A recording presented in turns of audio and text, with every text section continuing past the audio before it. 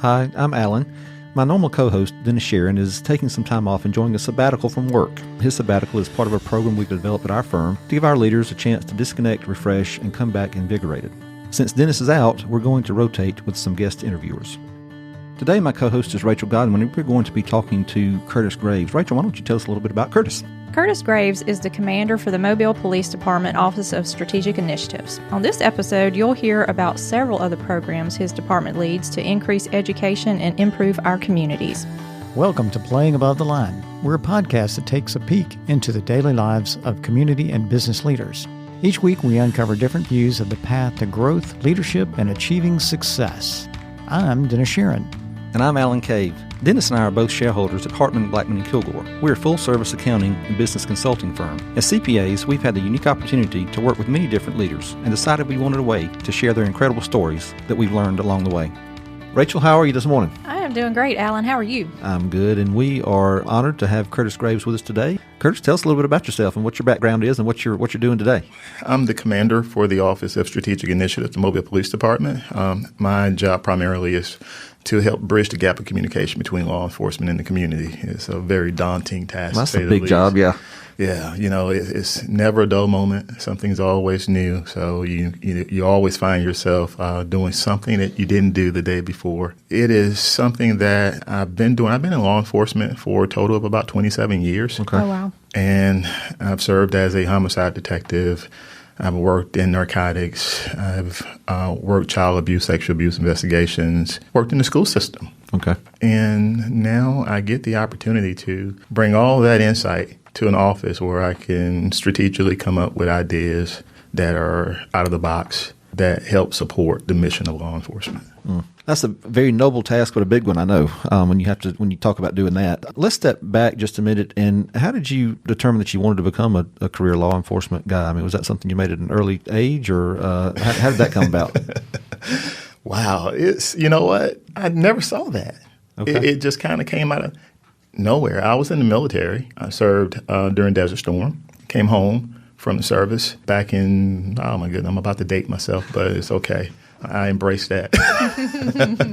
Came back home in 92 and entered the field of law enforcement in 94. And it just kind of fit. I've always been very military oriented. And this was just something that just blended well into who I am as a person. I'm one of those guys that people automatically assume you're in law enforcement, aren't you? And I'm like, okay, is it my haircut? Yes. I'm not wearing a T-shirt that says law enforcement, but it's just certain people that people automatically gravitate to, and they assume, hey, you're in law enforcement, aren't you? So, this is just what God put me in. So talk a little bit more about the Office of Strategic, what's the full name again? Tell me. The Office of Strategic Initiatives. Okay. So what specifically is it that you do? I mean, I know that you say you bridge the gap between the public and law enforcement, that kind of thing. What does that look like on a day-to-day basis? Well, what that looks like is something that requires us to work outside of the normal parameters of law enforcement. We do a lot of collaborations with different agencies, governmental, non-governmental, for-profit, non-profit agencies, to try to do what we need to do in the community better. There's a saying that, there's only so many tools you can put on your tool belt. And this is one. This is not something that is common among agencies that are smaller than ours, of course. There are some larger agencies that have programs in place very similar to what we do here. Our goal, again, is to help bridge that gap of communication between us and the community in all areas, and to figure out a way of how do we do more with less? How do we leverage resources from others to complete our mission?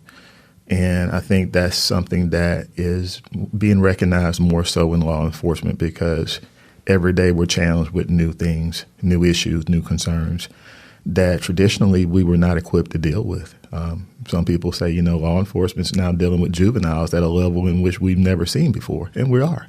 Because once upon a time, we didn't see ourselves addressing juvenile issues, and we're now addressing juvenile issues.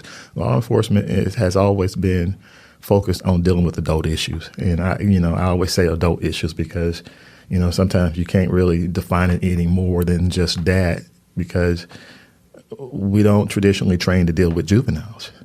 And that is one of our number one issues that we have today, is dealing with juveniles, is what we see happening in the rearing of juveniles, or the lack thereof, and what we have to deal with as a result of that. So we're saying to ourselves, how do we intervene early? Not that we want to be a parent. We're not trying to be the parent, but how do we make it possible for us to give them the tools that they need, parents and child, so that we don't see as much. Talk a little bit about the programs, because I think what you hit on is important, and I think that it's making a difference, I would hope, in reaching young people, preteens, teens, and that kind of thing, before they have a chance to enter a life of crime or violent crime or whatever. So I know one of the programs that you kind of helped, I guess, found is Bridging the Gaps. Talk a little bit about what that is, and then how that program came about, because you worked with, I think, the U.S. Attorney's Office, maybe, and the FBI. That's right. Too, didn't you? So those are some pretty big bureaucratic, I would think, organizations. So how was that, trying to navigate those waters and coming up with a program that finally got implemented? Well, it was actually a pretty good pairing. Actually, it started off with Director Barber, who was then our chief of police. He met with the community along with our former U.S. attorney and our former FBI SAC agent that was here. He's currently in Miami. But they met with the community to discuss issues relative to law enforcement and traffic stops, and with the concern that kids were in harm of law enforcement, for lack of a better term. People had a lot of concerns given light of some of the national issues that we had seen. And that discussion led to, well, we need to teach them what to do when they're stopped by law enforcement. And that conversation became something larger in scope, that it became something that was put on paper and then implemented in our schools. The goal was to bring kids and adults in the school system to our range where we do our training with, and it's our range that we share with the FBI and with the sheriff's office. And what we do there is we take them through a series of scenarios. We take them through a basic traffic stop. We take them through a street encounter with law enforcement. We take them through a domestic encounter. And we allow them to engage in such a way that they interact. We do reenactments is what we do. We basically tell them, okay, a couple of you guys get in the car, for example, when I'm talking about the traffic stop, and get in the car and show us what you do, when you're together in cars. And, initially they're kind of shy. They don't want to really show you what they really do until they get a little relaxed. And when they get relaxed, they really show you what they do. So parents, beware. Right. But they show us those things that oftentimes places them in harm. Mm-hmm. And our goal is to share with them what we see and what we don't want them to do and what we need them to do. And it works out in such a way that they really get it, because we're not the only people telling them what they need to do. It's the other kids who are viewing them, watching them go through the process, and they're helping to critique what they're doing wrong. So we're getting the peer support with them actually saying, yeah, you shouldn't have done that. Why did you put your hand underneath the seat when he stepped up to the car? You shouldn't have done that. So these are things that they're talking out loud about, sharing with one another, so that not only are we talking to them as law enforcement, but they also hear their classmate telling them also. So it's kind of reinforcing what we're trying to teach. We focus on a particular grade level when we do this. We focus on our 9th grade population in the school system. And a lot of people ask, well, why do you do that? I mean, they're not driving yet? No, they're not driving. Some may be, depending on how old they are. Mm-hmm. But, nonetheless, we understand that we need to also look at the issue with dropping out of school. A lot of who we see in the community committing crimes are oftentimes those young people who are not in school. They're either suspended, expelled, or they've just stopped going to school altogether. So, and these are folks who unfortunately fill our prisons sometimes. Our goal is to educate them as much as possible on those things that they need to know early on, so that we can also help reduce the number of suspensions and those things that lead them down that path of being challenges for us later in the community. And educating them on those things that we need them to know is a vital part of us actually keeping them in the community safe. So changing their perceptions of maybe what they've heard about law enforcement, also helping them understand things that they need to know just to grow up. Sounds like that's a vital age to start enforcing those things with those kids. It is. And I'll share a story with you also. There was, we brought out a high school a few years ago, LaFleur High School. And we bring out all our public high schools, a total of 12 that we have in Mobile and under our jurisdiction and whatnot. So there was an incident that took place after they came out to the range, and we shared all these different issues with them and went through the scenarios with them, talked about use of force and what you can do as law enforcement, what you couldn't do, and what their rights were and all. But there was a situation that occurred in California maybe about 2 years ago, and there was a guy wielding a handgun in a store. 911 was called, and he left the store, but when law enforcement arrived, they found him at an intersection. And this guy pointed the gun at law enforcement fired on him. Well, the news reported that some 30 rounds were shot at this guy, or fired at this guy. And that wasn't inaccurate, but it concerned a lot of people. You know, people think about, okay, that's excessive, that's too much. And there was a huge debate in a classroom at this school about what happened. And the kids that attended the program didn't try to defend law enforcement, but they tried to show law enforcement's side of what occurred. They explained to their peers that, yeah, he was wielding a handgun, and they ordered him to put the gun down. He didn't put the gun up because there was a write-up, and all this stuff was in the write-up. And they talked about how, you know, he was near an intersection and he was going toward a service station where there was a lady and her family pumping, and she was pumping gas. He was a threat, is how they shared it with their peers. And I can go on about it, but the important part to take away from it was the fact that they paused in their assessment of what happened because of what we were able to share with them and explain to them why officers respond the way that they do with encounters such as that or other encounters that may occur in the community. So, you know, getting that feedback from the school administration was vital to us understanding, hey, we're really making a difference if we can actually get these kids to have a conversation that is not one-sided to an issue that occurred in the community. That's all we want. It sounds like it's working because one of the goals of Bridging the Gap is to teach mutual respect. I mean, both ways, from law enforcement to teenagers and then teenagers back. And so in that case, it sounds like that you made some progress in that area. Why do you think, though, I mean, I don't think it's innate, but why is there such a distrust in law enforcement on the adolescent side this day and time? Because it seems like there is, and maybe I'm wrong, but it just seems like they always tend to think that, well, there's just a distrust there. I mean, what do you attribute that to? I attribute that to a number of things, but primarily I attribute it to social media. Okay. You know, you think about social media, you think about the 24-hour news cycle and the slant that we often see of something that occurred when we don't see the total, we don't see the totality of the situation. We only see a portion of what has been shown to us, and we form our conclusions based on that soundbite, that short video clip, and that's how we get our information, and we start to accept that as fact.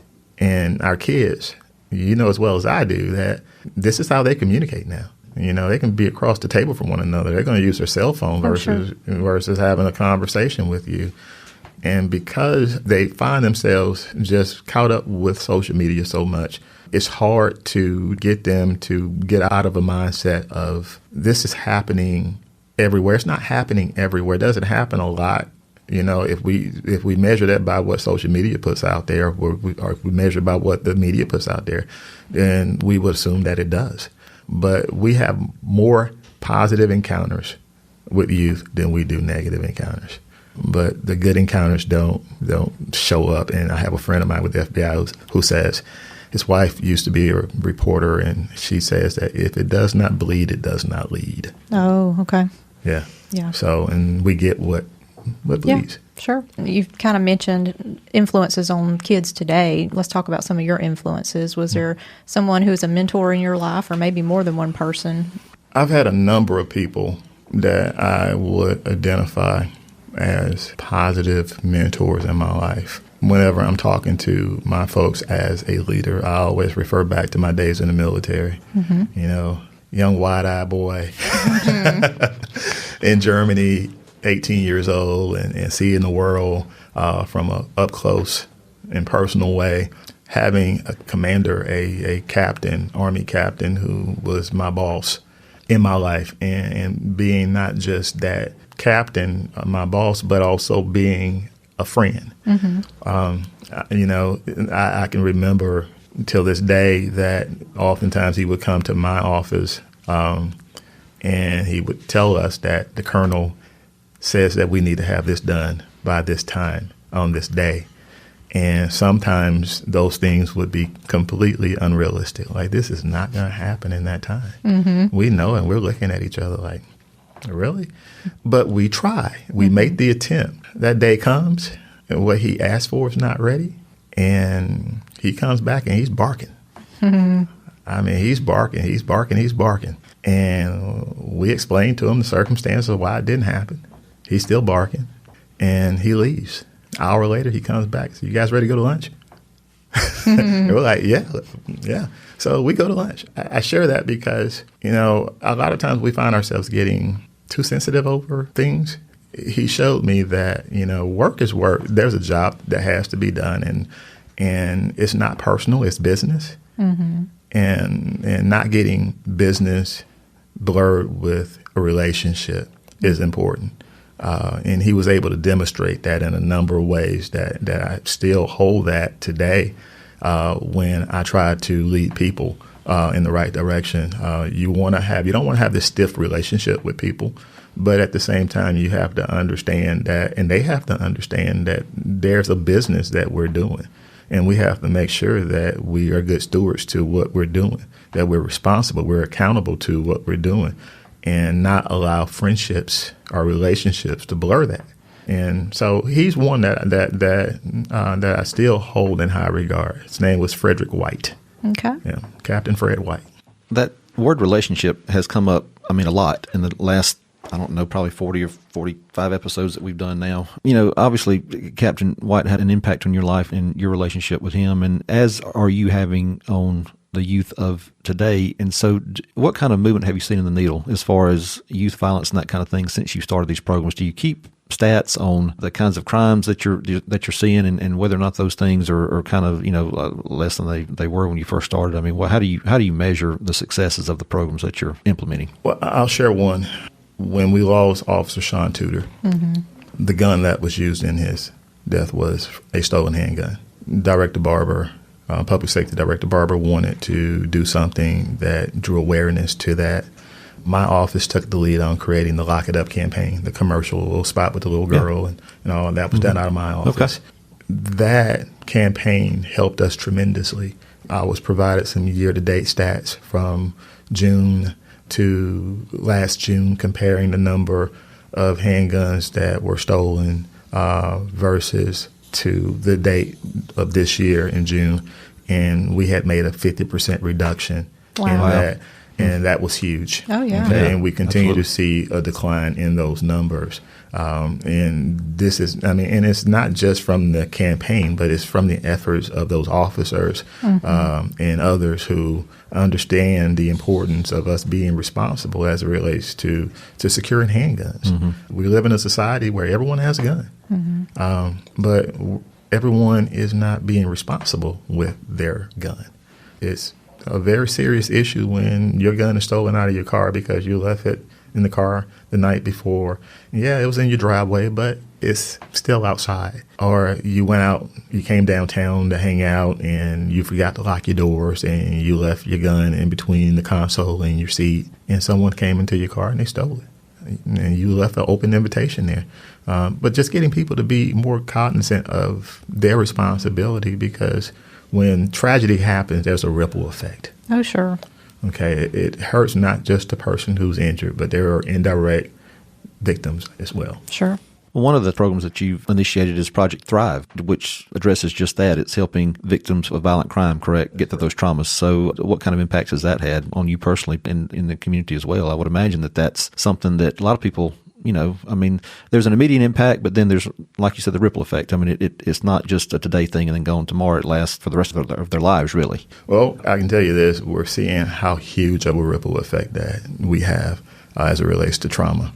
Trauma is that thing that we don't talk about that often, but we're starting to talk about a lot now.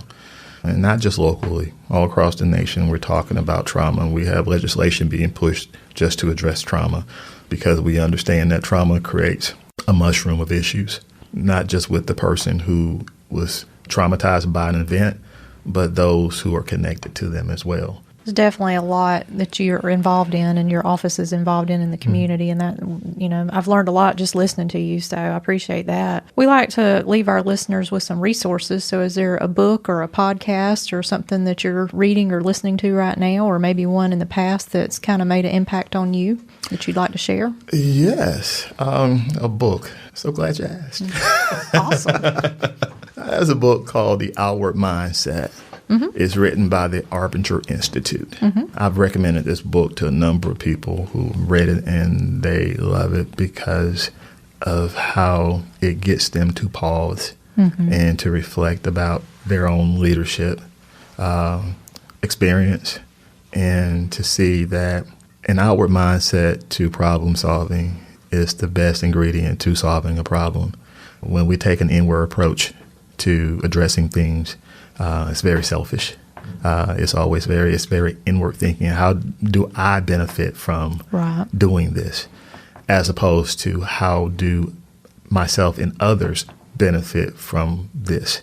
The book has been used by a number of different people. Our U.S. attorney actually has read the book, and I didn't tell him about it. He already knew about the group. And he and I had a long discussion about the book itself and how beneficial it's been to each one of us and how we look at our mission, our job, and how we treat people. And I would recommend that book to anyone who wants to be a better leader. So as we wrap up, this has been very enlightening to me. And I think just the plethora and the number of programs that you've helped start and been a part of, I think is just absolutely astounding to me. And you've seen a lot. From your time in the military to working homicide and drugs and that kind of thing. So through all your experiences, if you could go back and tell a 13-year-old Curtis Graves one thing, give him one piece of advice, what would that be? I would say, you threw me one. You threw me one. I always got to give one question that kind of makes people think, well, okay. Yeah, I would say to the 13-year-old, pay attention to everything. Be an active listener. No information is bad information. You just have to compartmentalize how to use it. There's something to be learned from every experience. Sure. That's great advice. Curtis, thank you so much for coming. This has been a pleasure. Thank you so much. Thank you. Thanks for listening. Please check the show notes for links to learn more about Commander Graves' achievements. Well, thanks for listening to our podcast today. To never miss an episode, subscribe to Playing Above the Line at iTunes and anywhere else you get your podcast. And be sure to leave us a rating. We'd love to know what you think about our show. To contact us or to stay connected, follow us on social media at HBKCPAS on Twitter, Instagram, and Facebook. Thanks for listening.